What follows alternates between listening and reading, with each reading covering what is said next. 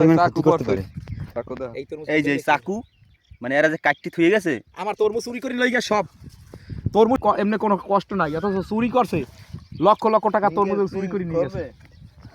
এই ক্ষেতটার গতকাল রাত্রে চুরি হয়েছে, ঠিক আছে? যত বড় বড় তরমুজগুলো আছে 7-8 কেজি ওজনের, ওই তরমুজগুলো সবগুলো চুরি হয়ে গেছে।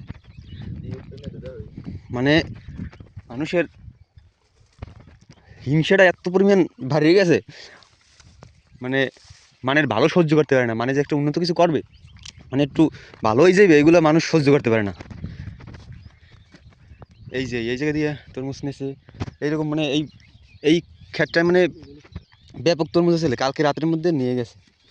এগুলো তো আর দূরের কেউ নেয় নাই, প্রায় 100 পিসের মতো তরমুজ নিয়েছে,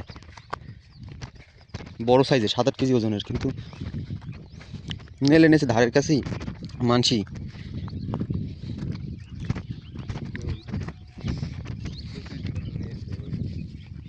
এই জায়গা দিয়ে নিয়েছে।